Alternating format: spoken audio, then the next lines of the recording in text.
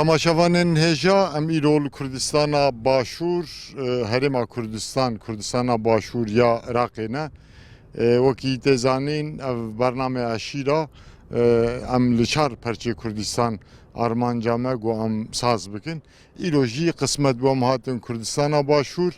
Li Kurdistana Başûr em li Herêma Badîna ne. Wek tê zanîn Kurdistana Başûr Herêma Badîna û ya Soran ji du qisma bikartê. Em li Herêma Badîna ne. Em li gundê Girbidew in.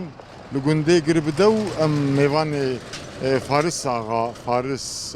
Farisê Yunus Axa ne.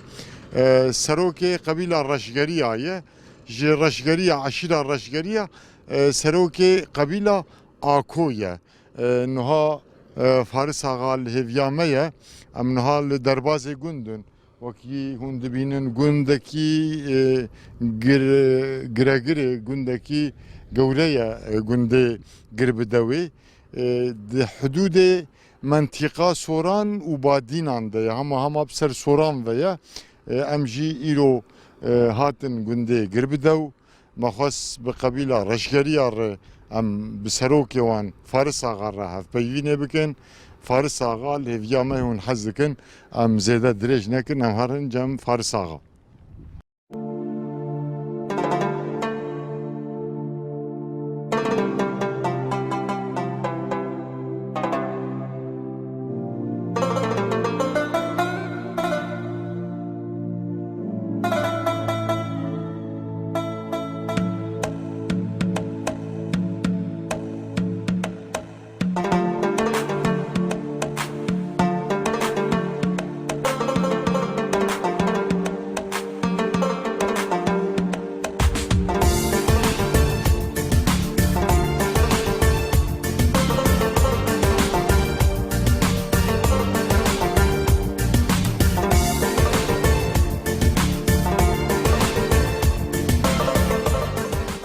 Bi navê Xwedayê Rehman û Rehîm. Hemd û pesindan ji Xweda re be. Selat û selam li ser mezinê me, serok û rêzanê me, Hezretî Muhammed Mustafa aleyhisselam û li ser al û eshab û etbaî wî tevan be heta roja qîyametê. Temaşevanên hêja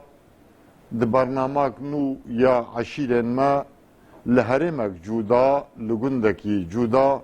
em li pêşberî we ne. Wekî tê zanîn dema got me dest bi van bernameyê eşîrên me kirin, me got armanc û hedefa me got li çar perçê Kurdistan çi qas eşîrê hene yê got em karibin şert û mercê me boy gihaştina wan müsaadin, gem karibin em ê xwe bigînin wan. Hevpeyvîna wan, danasîna wan ya eşîra em ê pêşkêşî we bikin. Demek dirêj li Kurdistana Bakur ya Tirkî gelek eşîrê cuda hevpeyvînê wan me pêşkêşî we kirin. Yê Sûdî ji ber got penaber bûn ew jî çend bername me pêşkêş kirin. Bes qismet bû îro em hatin Kurdistana Başûr ya Iraq me ji bo bernamak cuda em pêşkêşî we bikin li Kurdistana Başûr nexasim li gundê Girbidew Faris Axayê serokê eşîra Reşgeriya yê qebîla Ako deriyê xwe ji me re vekir, deriyê mala xwe ji me re vekir,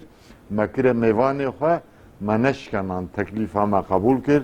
Em jî bûne mêvanê wî hem di derheqê gundê wî de, di derheqê eşîra wî de em ê pere hevpeyvînê bikin. Niha em li oda Faris Axa rûniştîne, wekî hûn dibînin gelek mirovê wî gundiyê wî hatine boy bernamê bihîst bûn, boy bernamê hatine me pêşvaz dikin. Niha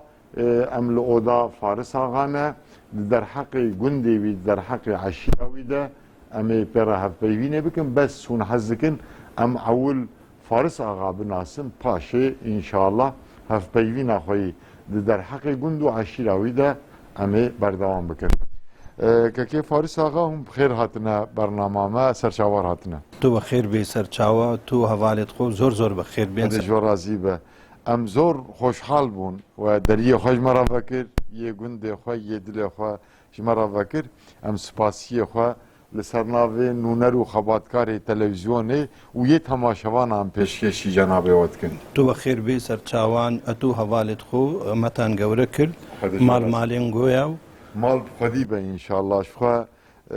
جعادت کردا همیانه سبحان الله گلک میوان پروارن او میوان پرواری براستی لکردستان باشور بريج از گلک جابوم میوان بس الجماجي الحمد لله مدید بوی ورجی ام سپاسی خو پیشکشی جناب و همو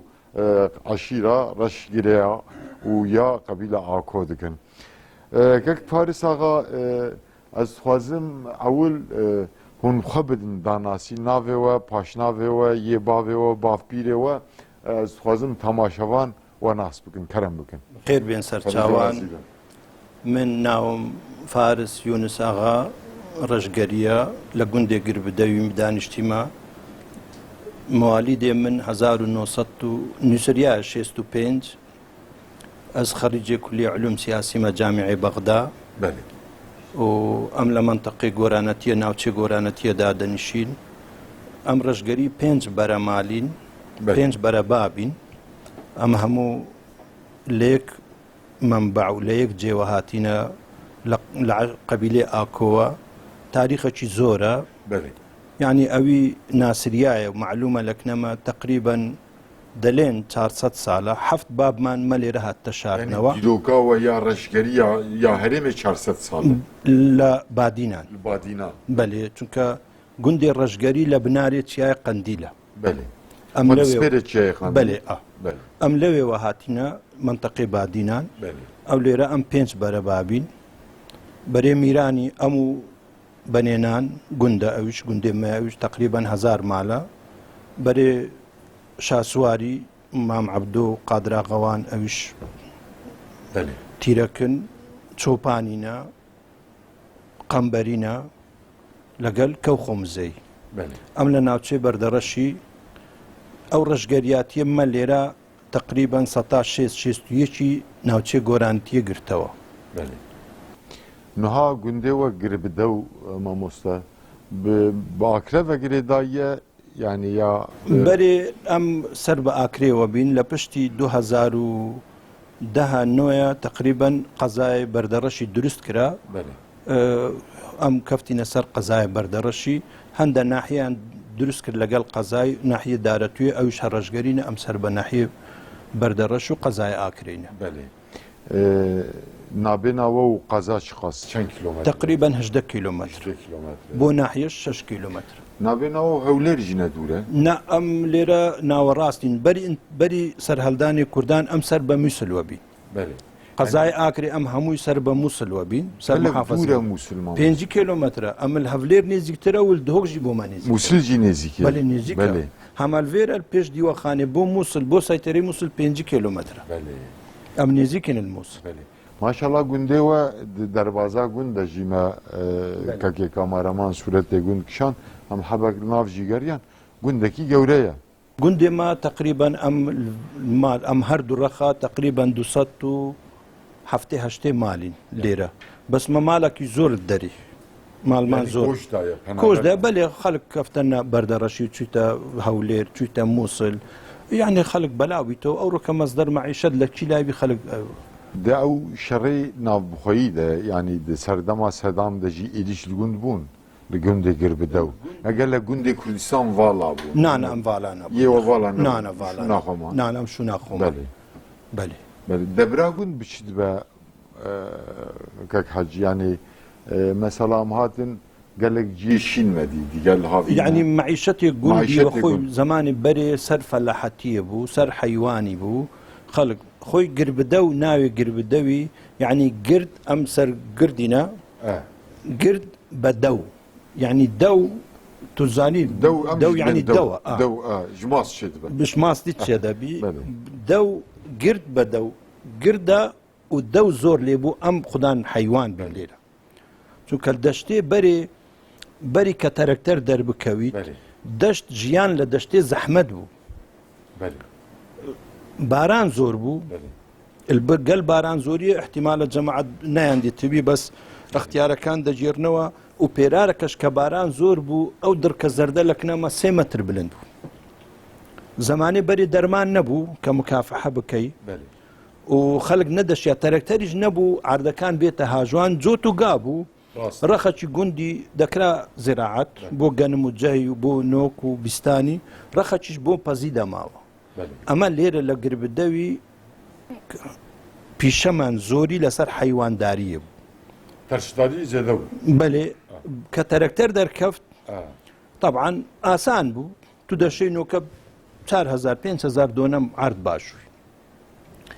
حیوان بەرەو کورتی دەرکەفت ئەمان نۆکە پشتی کە نۆکە پشتی سەر هەڵدانی و کە کورد هاتینەوە نۆکە خەڵک معیشەتی هاتەوە گۆڕین نۆکە خەڵک ژیانێوی ژیان و بەژێوی لەسەر ڕاتبیە ئەوە شۆلێکی زۆر زۆر خراپ بەڕاستی هەر گوندێ ئێستا بەخوا نەشوانە کوردمایە نەسایقە کوردمایە نە هەمووی یان پێشمەرگە یان ئاساییشە یان شورتەیە ئەوە بارگرانیشە لەسەر حکوومەتی خەڵک معیشەت و ژیانی کەفتە سەر حکوومەتی خەڵک بەرەو تەمبەلی دەڕوە لەمان ڕووی دەنێت و معاش بەوەی تێت و ڕەحەت و تەسەد کاسبی نمایە بەو شکلەی ئەو کاسبیە نمایە سنوورەکانیش هەمووی کرایتەوە فەلاحەتیە دەکات زەرەر دەکات چی بچێنی ئەتو زەرەر دەکەی ئەو جە خەڵک دەستی خۆی لێ بەردایە لەبەر ئەوەی سنوورمان هەمووی کرایتەوە زۆریش ئەو مناقەشە کریایە لەگەل بەرپرسان کە ئەنەه ئەو سنوورە بگیرێت داخەڵکەکە بەکار بکەفتەوە خەڵک بیستانی تەماتەی دەچان پەتاتەی دەچان بیستانی دەکرد خەڵک معیشەتی اعتیمادی لەسرە خۆب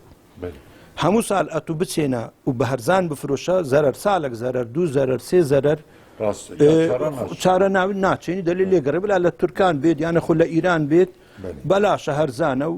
سیاست مەوزوعەکە سیاست لەناوە یعنی کاک حەجی ئەڤژی کوردستان دائم محتاجیش دەرەوە دکە یعنی محتاجی دەولەتێ جیران دکە چونکی وەختا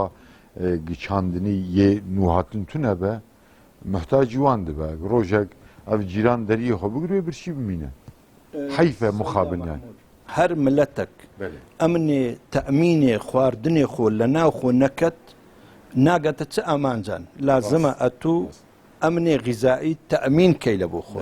خۆت خۆت بەرهەم بینی خۆ بژێنی ئەگە خۆ نەژێنی ئەتو هەر بە تەمای فلان و بێوانی ئەو ڕۆژ تێت ئەو لێت ببڕیت کە توی بڕی چ دەکەی یعنی جیلەکەت بەسە دەکەوی نزانی کاسبیە بکەت نزانی خۆ بەڕێوە بدە هەت چاوی لە حکومەتێ باشە حکومت بڕی خوا ڕەحمی بەمە کردیە نەفتەیە بریا بە نەفت نەبایە بریا بە لێ گەڕابانە خەڵک لۆ خۆ کاسبی کردبا خەڵک بەڕەنجێ ملێ خۆ بهینابە کاسبی کردبایە وەزعێمە ئەوها نەدەبوو چونکە ڕۆژ تێت تو بلێ و نەلێ ئەو ملەتێ نەدیکە ڕۆژ نای ئەو شتت بدەنێ بە یارمەتی نەفتت خلاص چ دەکەی دەکەویەوە قەحالك ئەوە تۆ کارەساتت بەسەر دێت و ئەو شتەشمان دیت سعودیە لەگە قەتەر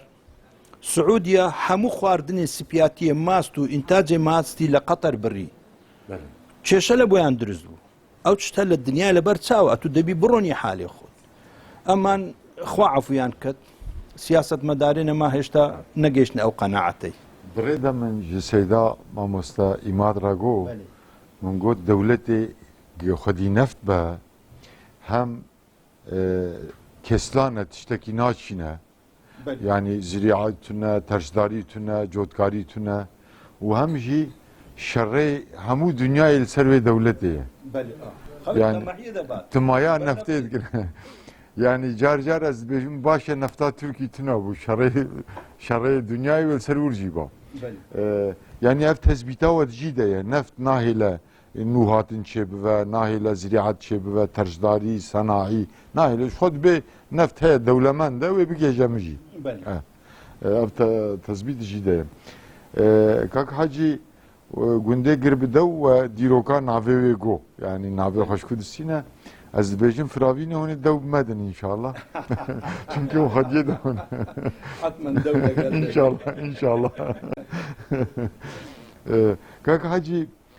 damezrandina gund yani kengî hatiye damezrandin tarîxek diyar heye خودێ ئەو تاریخێ ئەس دەزانم ئەوی بۆ منیان بەحس کردیە چونکە نەهاتە نووسین ئەو تشتە بەرێ دیارە باو و باپیرێ مە نووسینێ وانیان گەلک بە قوت نەبیە کە بێتە نووسین بەس ئەوی مە بیست ئەو بوو تقریبا ئەو 400 ساڵە ئەم لێرەینە بەێ یعنی هەشت باب تقریبا یعنی تقریبا 350 ساڵ تاریخی گوندەکانیش هەمووی ئەو ڕژگەریاتی هەمووی ئەو هادەلین دێ شخواوە بەسا ڕەشگەریە کرد کاک حەجی ینی ڕەشگەری ئەو 400 ساڵ وی گوندی بجی بوونە مۆقیم بوونە ji غەیری vê herêmê yanî herêma Girbidew ya Akre ji غەیری wê reşgerî mesela li dewlet nîdin li parêzgeh nîdin hene بەێ خودێ مووسل هەندێک ڕژگەریمە بووینە شەبک هەندێک بوویتنە عەرب لەبەر ئەوەی کە وەختێ هەمووی مەسلەی کوردان لە کێشە دروستبینێ لە دژمنداریە ئەو شتە دروست دەبوو خەڵک دەچوو خۆی بزر دەکرد خزم بین برابوو ئامۆزا بوو کێشەی کۆمەلایەتی دروست دەبوو کوشتار دروست دەبوو دەڕۆیشت کە چوو تەلەفۆن نەبوو هاتوچین نەبوو چوبات ناو چ قەومەچێ خۆی دەگۆڕی بەو قەومیوە بەو شکل و ڕەنجی وەکوان لێ دەهات ئێستا عائلەکی زۆرمان هەیە لە خەزنەی دایانلێنێ بەرێ مەرجانی ڕژگەرینە لە یارمجەی عائلەکی زۆرن دایانلێنێ ئەشگەری حەجی عەبۆشوان معروفن لە میسل کابرایەکی پیاوێکی دیاری منداڵیان هەموو زابتن و لە حکومەتێ شۆڵ دەکەن دەلێ ئەمە ڕژگەرینە بەس بوویتنە عەرب هەروەهاش عەرەبیش لە ناومە هەیە بوویتە ڕژگەری وەچیمە لێ هات مەرد ناو قەومێکی لێکی خاص بژێنێ مەرد بە جوان کە ژیا و ژنی هینا و ژنی دایانێ بە خزماتی ماوە پیاوی باش بوو دەبتە ئەو قەوم چ مشکلەمان نییە لە هەندێک مامۆستا شخوا هەیە لە کۆی سیاسی هەیە ئەزێکێلیکێک دەپرس بکەم بەس li gor agahî ême hûn endamê lijneya eşairê Serokvezîrê merkez hikûmeta merkezî ya Iraqê di derbarê eşîra de şarezan e yanî eşîr giraniya wan hem di Herêma Kurdistan de nav Ereba de jî ama ez dibêjim ev eşîr ji xwe li cem Kurd û Ereba mane yanî li cem qewmê dikêm bûne em Asya dûr nazanim bes mesela li cem Türkan nemaye li cem Farisa nemaye yanî ev eşîr eşaîr li gor lêkolînê we ew wesîfa we siyasî jî giraniya wê mane yanî kêm dibe zêde dibe di herêmê de لە هەرێم gelek zor nemaye ئەمما لە عێراق زۆر بە قوتە مەسەلەی عەشیرەتگەریە زۆر زۆر چەند دەچیە خوارێ زۆرترە عەرەب عەشیرگەریان لە دەف زۆر ئێستا یعنی حکومەت گیری خواردیە لە دەست عەشایرێنە عەرەبی لە خوارێ عێراق کێشە زۆر لە پێشتری لەسەر حکوومەتێکی باندۆریان هەیە و زەغتیانیش هەیە و ئەوی بیانیش وێ دەیکەن ئەوە خراپە ئەمە لەگەڵ هینە عەشیرەت ببینێت بە ناو بە تەنزیم ئەو ئەفعال و ئەو شۆلێ بکەن کە باش بی هاریکاری حکومەتێ بکەن نەبەروەستی حکومەتێ بکەن عەشیرەت زەحمەتە ئەتو ئیدارێ حکومەتێ بکەی حکومەت ئیدارێ خۆ دەبی قانون ئیدارێ حکومەتێ بکەن نە عەشیرەت ئیداری حکومەتێ یعنی وێ ئیسیکرار خراپە بە هەر عەشیرێک li gor xwe wê daxwazê wê hebe ew çax îstixrar namîne hikûmet nikare gavê dîtbar bavêje yani lazim serxwe be hikûmet لازمە قانونێک هەبی حکومەت تون بی لەسەر مەسەلەی عەشیرەتگەری مرۆیەک هاتە کوشتن خۆ ناچی سارە پیاوەکی کوشت یانە خۆ غەلەتیەک دروست بوو ئەو شتە هەر دەبیت ئەتو پیاوەکت خوانەکە لە زەلامەکت کوش لە عەشیرەتەشتکە ببتە عەشیرەتگەری و ببتە شەڕە عەشیرەت و 20 کەسیکە بکوژری ئەوە نابێت قانون هەبی حکومەت حەدی لۆ دابنێت سولحەکە دەکرێت قەید نییە بەس حکومەت لازمە بریار لە دەست حکومەتێ بی نە لە دەست عەشیرەتی هەڕاست عەشیرەت سیلاحیان دەرهینا و ڕێیان گرت و خەڵک بوو شەڕ و شۆق و خەڵک بار بکرێ ئەفلان ئەوە ئیداری حکومەتێ ناکرێت mesela kek Hacı Faris ağa niha hûn ev wesîfa yani ava endamê lijneya eşîrê Serokvezîrê merkeza hikûmeta merkeziya hûn çi kar dikin mesela ئەم کارێمە کاریوە چییە گەهاوی 2007 وەختی مالیکی ڕئیس وزەرا بوو بەێ داوای کرد لوجنەی عەشائیری دروست کرد ئەم 7 کەس بووین ئەس کورد بم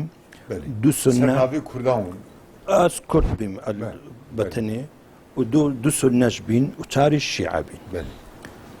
سەرۆک لوجنەکە پیاوەکی شیعە بوو خەلکی عەمارەی بوو ئەو بۆ هەندێ بوو ڕئیس وزەراکە لوجنەکەی تەشکیل کرد گوتی دا حکومەت ئەو عەشائیرێنە عەرەبی پشتگیری حکومەتێ بکەن حکومەت بەڕێو بچی و شەڕێ تائیفی بوو ئەو بوو مؤتەمەرات دەکریا و کۆبینەوە دەکریا لەگە سەرۆک عەشیرەتان لەگەڵ خەڵکەکەی فی سەبیلدا ئەکۆ خەڵک هاریکاری حکومەتێ بی حکومەت بچەسبێت چونکە حکومەت زەعیف بوو ئەو وەختێ حکومەت زۆریش زەعیف بوو مالیشی دامی کرد و خەلال ئەو جەهالستان لە پشتی هەینێ مەجالسمان دروست کرد مەجلس هەر لە بۆ عەشیرەتەکان هەر عەشیرەتێک لە منتەقی خۆ سەر بە حکومەتێ حکومەت پارەشی لێ سەرف دەکرد ئەو مەجلسە 100 نەفەر بوو ئەو 100 نەفەرە معاشی دایاندایێ دا خەڵک نەچی بەگەل عسابان نەکەوی خەڵک نەچی ڕێگریە نەکە خەڵک نەچی خەلکی نەکوژی بێ حکومەتیە نەکە هاریکاری حکومەتێ بی حکومەت سەر بگری چکە باژێرەنە عێراق خەڵک هەمووی تێکەلە سنە تێدا و شیعە تێدایە سنە دەکوژریا شیعە دەکوژریا قاعیدا تەمسیلی سنەی دەکرد جەیش المەهدی تەمسیلی شیعەیان دەکرد لەولایە خەڵک دەکوژریا لەولایە خەڵک دەکوژریا عشیرەتەکان شۆلێمە ئەوە بوو خەڵکمان دەهینا عشیرەتەکان مەسەن حکومەت دعمی دەکرد فی سەبیلدا بەگەل چلایان نەکەون دا وەزعەکە استیقرار ببی یعنی لە بەغدا 535 مەجلسمان دروست کرد هەر مەجلسی حکومەت مەسرەفی لیان دەکرد سەر بە مەکتەبی ڕئیس وزەرای وەبین خەڵک بە جواب دەهات یعنی حکومەت بەهانایان وەدەهات سەریعتر لە ڕۆتینی حکومەتێ زەغتمان لە لوجنێمە زەغتمان لە حکومەتێ دەکرد لە قیادی عملیات دەکرد لە مدیر شورتەی دەکرد لە مدیرێ مروری دەکرد لە مدیرێ ئەمنێ دەکرد فی سەبیلداک و خەڵکەکە قسەی بگاتە حکومەتێ ڕئیس وزەرا ئاگادار بوو یعنی خوا هاریکارێ ڕئیس وزەرای عێراق بی لەو زروفەی چتۆ ئیدارەیان دەکرد بزەحمەت بوو لەولایە مشکلە لە هەموو جیان لەناو خۆت ئەتو لەناو باژێڕی خەڵک دەکوژریە خوا ڕەحمی کرد الحەمدولله ڕێوەکە مەوزوعەکە زۆر بە ئاسانی بەڕێوە چوو لە هەموو محافەزاتەکان مەجلس دروست کریا سەر بە مەکتەبێەوە بین مەکتەبەکە ئیدارەی دەکرد و لەگەڵ هەندێش خەڵکەکی زۆرمان هیناوە لە بۆ ناو حکومەتی ئەوەی لەگەڵ قاعیدەی بوو ئەوەی لەگەڵ ئەوەی خەلکی نەکوشت بوو ئەوەی ڕای کردبوو مەسەلەن چونە سووریا چونە ئوردن خەڵکمان هیناوە کە عێراق بهاتەوە بێتەوە عێراقینە لە دەرێنە بێنەوە ناو عێراق ژیانی خۆ بە ئاسوودەی بکە کابرا ڕای کردیە عائلەک چتە ناو خاینەکەی عائلەکەمان دەردەکرد خاینەکەمان دداوە کوڕی فەسل کرایە ئیعادەمان دەکردەوە یعنی بەعادەد احتیمالە 600-700 هزار کەس بەس ئیعادەی وەزیفەی کرابیەوە معاملەی تەقاعودی چاکردبی زۆرتریش چونکە باژێڕە گۆچی مووسل بە هەزاران بەس زابت تێدا بوو زابت ئەمن بوو زابتێ لە قەسری جەمهوری لە لیوای حرس جەمهوری بوو ئەمن خاص بوو جەیشی عێراق بوو خەڵک لە حکومەتەکەی دەترسا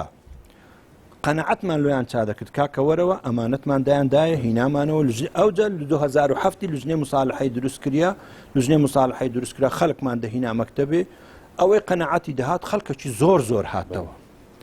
بە ناوی لوجنەی مساڵحەی ئەوە شۆلێ لوجنەکەی بوو بەێ خدا موفق بکە کارێکی پێویستە هەون دکەم ڕاستیژیم کەک حاجی هێلەکۆی سیاسیجی هەیە لەگۆڕ ئاگاهیەمە ینی هێلاوەی سیاسی چیەش کو دەست پێت کە ینی سیاست خودێمە ئەو سیاسەتی پشتی نهاتوویەکی ئەمەژی کردیا بەێ ئەساندا پەرلەمان بیم نهاتوویەکیوە بەس لە شەڕێ ناوخۆوە ئەم پچڕیان دانیشتین 2004 ئەس کرامە ئەندامێ مەلبەندی کەتی لە مووسل و بمە مەسئولێ کۆمەلایەتی مەلبەندی مووسل 2005 ئەس بمە ئەندام پەرلەمانی عێراق بۆ جەمعیەت تەئسیسی جەمعیە وەتەنی 2006 بیمە مستەشار لە ڕئیس وزەرای بۆ مەسەلەی عەشایری لە هەندێەوە دەستمان بە سیاسەتی کرد بەڕاستیش حەزم لە سیاسەتی نییە بەخۆم بە شەخصی خۆم حەزم لە سیاسەتی نییە وەلەو خەریجێ علوم سیاسیمە ئەمان سیاسەتم پێچتەشی گەلک باش نییە بڕاستی ئوستاد بەدیۆ زەمان سعیدێ کوردی هوندناسی ئەو دەرحەقی سیاسەتێ دەدبێژە دەبێت سیاسەتا گۆچەرخاوی ئەم دەبێژنە چرخ یا زیڤرە چرخاوی لەسەر منفعەتێ بە دەبێژە جاناوارە هەشەی ئەم جەنابێەوە تەنزیه dikin ya dünyayê hemû ez dibêjim yani siyaseta çerxêwê li ser menfaatê be rast e yani balayekî nakişîne bes li ser adalet û xizmetê be belkî karekî girîng e û pêwîst e jî hinek bikin çünkü hemû kes eger kesek xwe nedeber yani wê îstixrar xirab be bo ya baş e yani yekî baş bike belkî karekî سيدة ملا محمود hewceye مسألة سياسة بعربي دلي سيف ذو حدين Belê دري هيا belê الرؤية باشي هيا والرؤية خرابي هيا بس لنا وضعي ما الرؤية باش زور كما şert û merz jî ne müsaidin jê baş نوكا أو ركا أو ظروف وتو مساعدني أو ظروف مساعدني كتو بدرستي وبجواني بكاربي زور زحمتها زحمت أتو لنا أو سياستي أتو مخالفي أو توجهاتي موجود بأوروكا أو زحمتها المهم أمن بين باجنية قالش نسمنا موضوعك Kak Hacı Faris Ağa herêm şuxa derbazê gund de jî me da danasîn me got Kurdistan ji du beşa bikartê ji du ya beşa badînan û ya soran çima dibên badînan û soran بخودي أوا أمن نزانم أو تاريخي لو كرايت بادينان وسوران هلا كونوا أو زي بادينان زي جورا رخي روش أوا بيت بادينان ورخي روش هلاتش سورانا لسوران زمانك ديار زماني سورانية ديار كرد لكونوا ya hoş ya أم إيماني أم زماني ما أماين لسه زماني سوراني أم هفت عشيرة ليرة زماني ما سورانية yani ya sivike ya Süleymaniye ezû seydam gelek car çûn gelek zor girane tênagîn ya Süleymaniye belê خودي باو زماني ما أو زماني خوما أو زماني خومانة أما قسام فيدك sormancı سورمانجي ونيا ya kak hacı sivike hoş أو حتما لبا تأثير منطقي والناف بعدين أمجيانا زمان من توزا كاتا غوري belê يعني بو درجة نية كاتو تيناجي وأسبيتك لبو تش خوش دا كم يعني يا سرچاوا belê kak hacı li derdora ve kişan aşirane yani دورا ما أم تقريبا باشور وروج آوامان تقريبا هموي رجقرينا raşgeri روج هلات مان لقل باكور سورتشينا Sürçi. Mesela meriv jimarek raşgeriya taxmin bike. Nüfusan çıkasel. Leherema بعدين belê. خدي حساب ما نكرديا Takribi yani. از خريق بوم خركمو سريك اما كوسبلو درست كريالو او موضوعي بيستم مؤتمر شيش بكم Belê. قزم كان هموي خركينوا سنترشش دابنين اما كوسبان درست كرلو او موضوعي يعني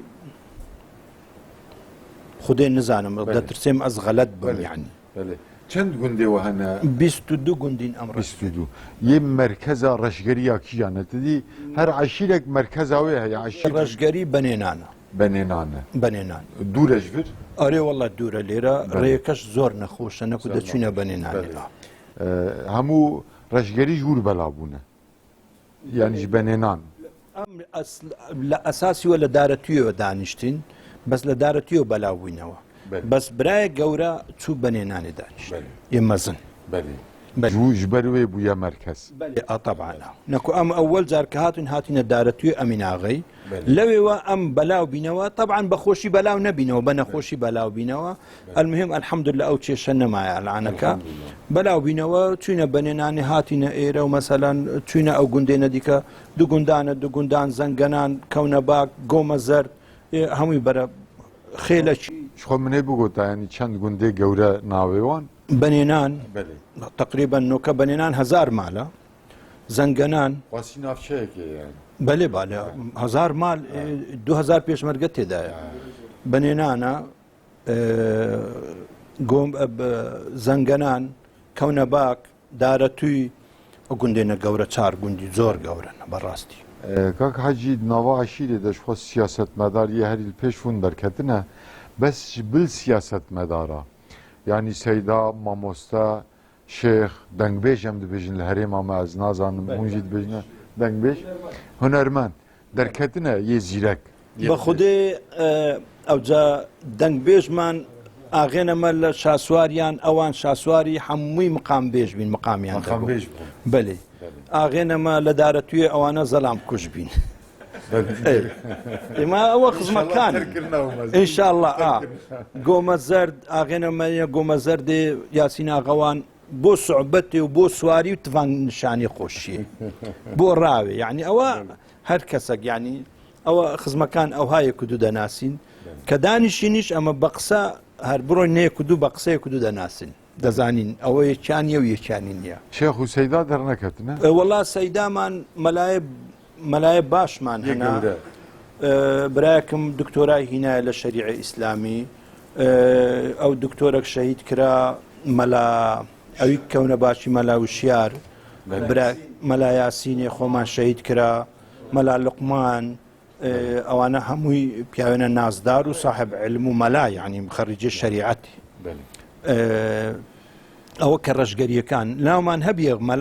مەلامان هەبیە بەس غێر ملت بینە لە ناومە یعنی مەلا عەبدوڕەحیم پیاوەشی تقریبا مفتی بیە لە دارەتوێ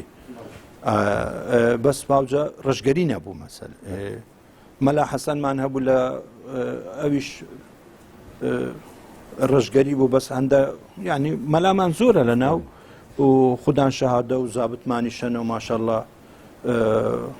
لیوا ڕوکنمان هەیە و عەمید ڕوکنمان هەیە و عەمیدمان هەیە لە جەیشی عێراق دکتۆرمان هەنە مامۆستامان هەنە لە جامیعەی بەس هەمووی من حەزم دەکرد کە مؤتەمەرەکەی بکەین هەموو ڕەشگەریەکان خڕ ببنەوە هێشتان ئەحسایەک دروست دەبوو عەدەدەکە دەهاتە ناسین خەڵکەکە هەمووی لە سنتەرەکەی خڕ دەبووە کێشە و ئەو کێشەی کۆمەلاتی و ئەو کێشە و بەرکێشە هەمووی دروست دەبوو لێرێ هەمووی تەنزیم دەکرە بەس ئەو جەخوا خێریان نەنووسی لێ نەگەڕان بەس کەک حەجی ئەو کار لازمە هەم بگن چونکی هون ئەندامێ لژنەیە عشیرانە لازمە هەم پێشیوانتی بگن وەسیفایەوەیە ینی ناڤە عشیرێدا هەم سەدەم هون سەرۆکن یا عشیرەنە هەمژی وەساوە سەیدا مەلا مەحموود کۆسبەکان گەورەترن ئینشاءڵڵە چادەبی بەێ کەک حەجی بەرێ لە هەرێما مە یا کوردستانە باکوور ناخاسم یعنی ماردین دیاربەکر باتمان ئورفا ڕەها یعنی ئۆدێ گوند هەبوون سەرۆکی عشیرێت چوو ڕوودنیشت ئێوارێ هەموو کەس مەرو دۆراوی ڕوودنیشتن هەتا یێ نەهاتا دانشاندنێ ئاغاوی جەزات کرد ئەو کەونە شۆپی دەوامە لە جەموە هەبوو دەوامە بە خودێ نۆکە ئەو سەردەمە نەما بەرێ هەبوو قەحوا تاڵ بەیانێ قاوەمان لۆ بینن برا قەهوەمان بەرێ پاش نیوژێ بەیانێ قاوەچی قاوەی دەکوتا ئەوەی ئەختیار بە ئەوی مرۆ یعنی کە دەلێن مرۆ یعنی تەواو باە پیا و خوددان ژن و منداڵ بە دەهاتن سوبیانی بەری ڕۆژهەلات لەسەر قاوەی ڕوودەنیشتن قاوێ خۆیان دەخوارد سەعاتە زەمانێک و دوای هەر کەسێک بۆ شۆل و کاسبیە خۆ بەلاو دەبوو ئاغا دەما چونکە ئاغا قەدیم بێشۆلن تەمبەلن شۆلیان نەکردیە قەدیم و زەمان ئەوە برا نانا ئەوە ئەو سەردەم نەما برا ئەویت کە دانیشتی چ کاسبیان نەدەکرد ئاغا ئەیما ڕاستیەوە نییە ئەمن ئەم یە عام دەلێن شۆلێ ئاغان تەمبەلی بوو چ شۆلیان نەدەکرد ئەممان ئەوی دیکە کاسبیان دەکرد و کە بەلاو دەبووە و ئێواریە کە بەهاتبانایەوە ئێواریە ئەوی نەهات بە دیوەخانی جریوی دیار بوو و بەرێش ئەوها یعنی غەرامەیان دەکرد مەسەرەن جەزایان دەکرد جەزا چ بوو یانە خۆ فراوینەکیان پێ دەکرد یانە خۆ دیقلەکیان لێ دەساند یانە خۆ کاوڕێک بە ئەوی خوددان پەس باە یعنی بەرجەزا دەکریا جارێک ئەو سوش بگرا نەمات کرد نەیدەکردنا بەخۆی مامێ بام ساڵحاغا دەیگۆ چ جاران بەرینگاری کوردان نەبە یعنی بەرینگاری وی قسە نەبێژێ ئەوی خەبەرە نەبێژێ عاجزی نەکە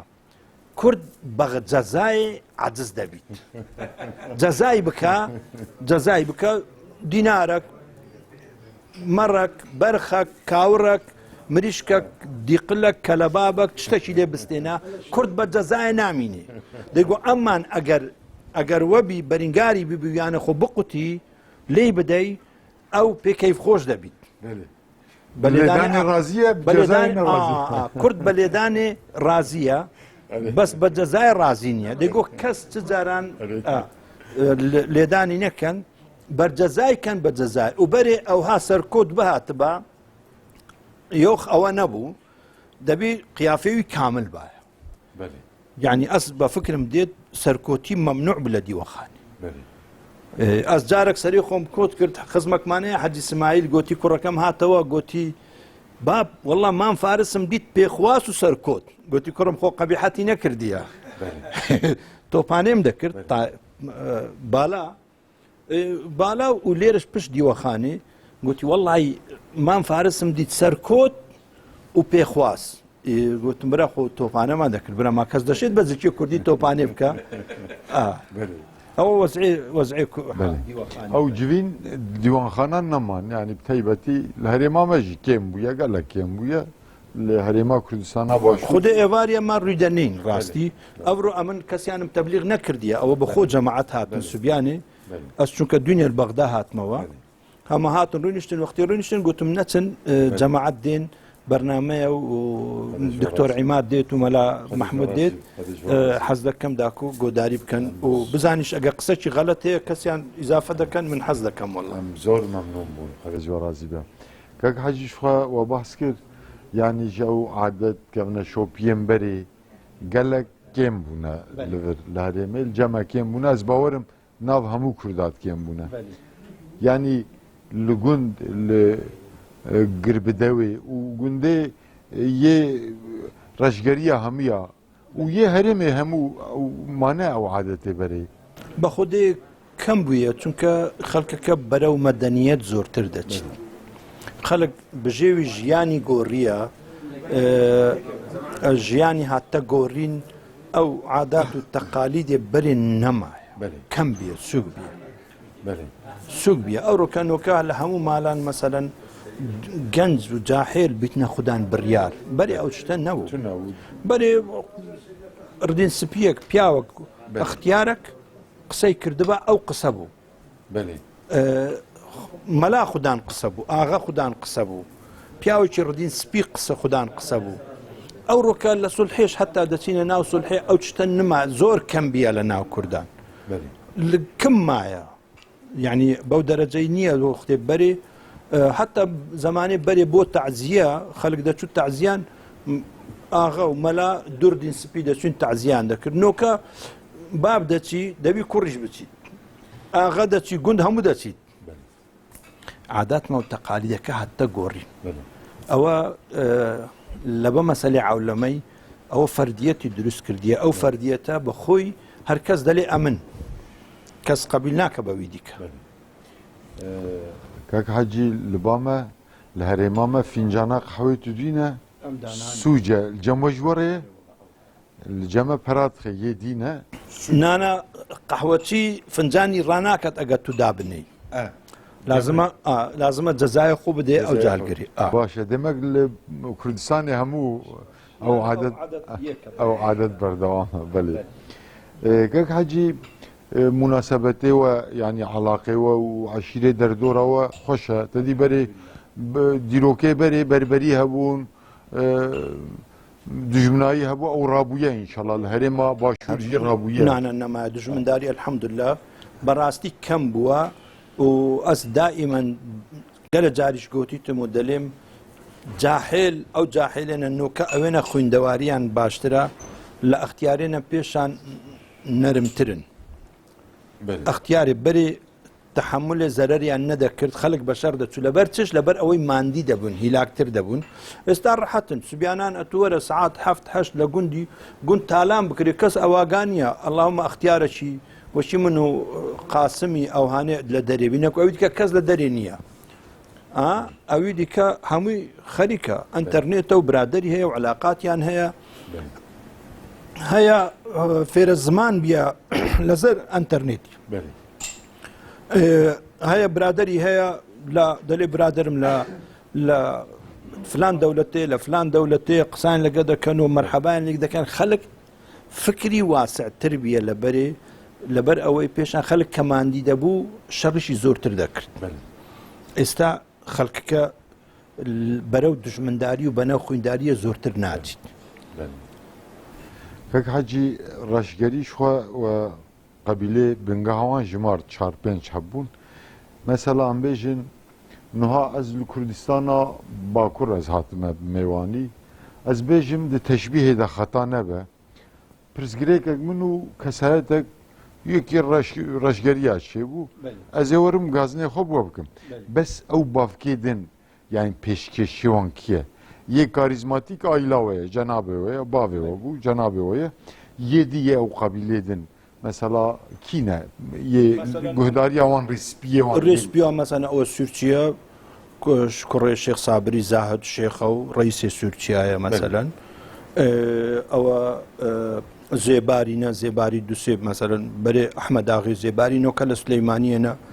ڕەزا لێرە کوڕی زبەیریە ڕئیسە جامێری خۆ ئەوە دادەنێت مەسەلەن لە ناو قەومێنە مەش مەسەلە ئەوە لێرە نەزیر کوڕێ عاسمی ئەمیناغەیە ئەو خزمێمەیە ئەوە سەهیم کوڕێ عەبدۆی قادراغەیە ئەویش خزمێمەیە ئەوە گۆمە زەردێ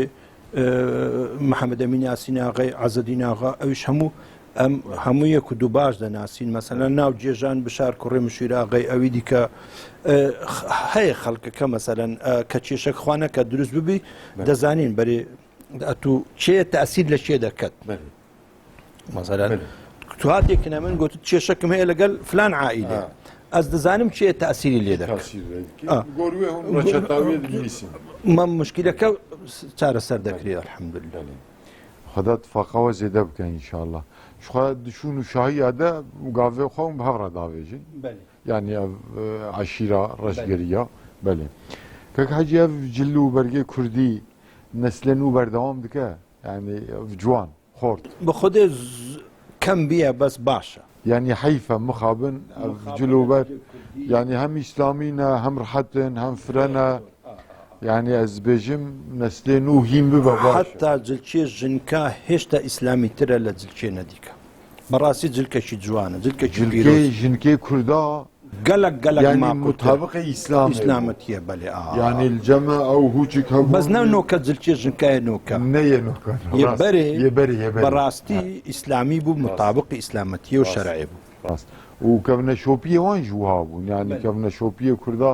مەسەلا ناموس لە جەموان گەلە قوتسی بوو حتا خسبوون پێشیا دین قوتسیە تاوێ مخابن یعنی ئەv مەدەنیەتێ ئەوژی هەردەڕە کێم دکات ناو قەومێ دەدا کێم بوویە خوازن ناو کووردا دەژی کێم بکەن وەڵی کەم بیە بەس ئینشاءالله خۆی ئەگەر ملەت استقراری هەبوو ئیدارەت و حکومەتت لە هەلوێستێ ملەتەکەی بوو عادات و تەقالیدەکە دەمینێت کەک حەجی فەرساغا ئەو عالم باڵامک شاندیا خاسێ ڕەشگەریایە خودێ ئەمێن دروستە ئەوە چام کردیە چای قەندیلیە ئەوەش گولە گەنم و جۆنە ئەوەش عەلەمێ کوردستانە و قەبیلەی ئاکۆشمان لێ نووسیە یعنی خاسی بە ڕەشگەریان بەێ چاکە وەڵا سەر خێر هێ بە پیرۆز بە مبارەک بە ئینشاءالله خۆی دەلێت عشیرەت ئەگە بەیرەق و عەلەمی نەبی بە عشیرەت ناچێت هەموو عرب هەموو هەیکیان لازمە یعنی